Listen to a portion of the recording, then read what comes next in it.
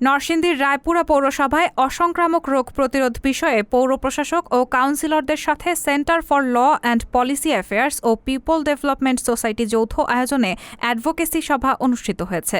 আজ দুপুরে রায়পুরা পৌর প্রশাসকের কার্যালয়ে কয়েক ঘণ্টাব্যাপী অ্যাডভোকেসি কার্যক্রম অনুষ্ঠিত হয়। এ সময় পিপল ডেভেলপমেন্ট সোসাইটির নির্বাহী পরিচালক মোহাম্মদ তাজুল ইসলামের সঞ্চালনায় বক্তব্য রাখেন উপজেলা নির্বাহী কর্মকর্তা ও ভারপ্রাপ্ত পৌর প্রশাসক ইকবাল হাসান, পৌর সচিব মোহাম্মদ মনিরুল ইসলাম, পৌর কাউন্সিল আব্দুল ওহিদ মোল্লা, বিউটি বেগম, সাহাদ আলী ভুট্টো, সহকারী প্রকৌশলী রুবেল সরকার, উপসহ প্রকৌশলী আরিফুল, মোহাম্মদ আলী হোসেন, মোহাম্মদ জনি মিয়া প্রমুখ।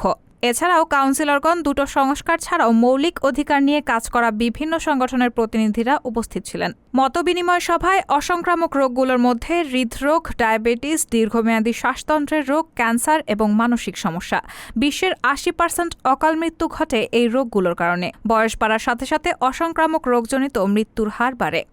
প্রতিবছর 30 থেকে 69 বছর বয়সী 1.5 কোটি লোক অসংক্রামক রোগে মারা যাচ্ছে।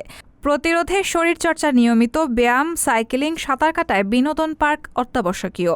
পৌর কাউন্সিলর পৌর এলাকায় অসংক্রামক রোগের শরীরচর্চায় প্রয়োজনীয়তা ও বেশ কিছু সমস্যা তুলে ধরেন। সমস্যাগুলো প্রতিরোধে পৌরসভার পক্ষ থেকে সার্বিক সহযোগিতার আশ্বাস দেন পৌর প্রশাসক। রায়হানা মুন, সবার কথা।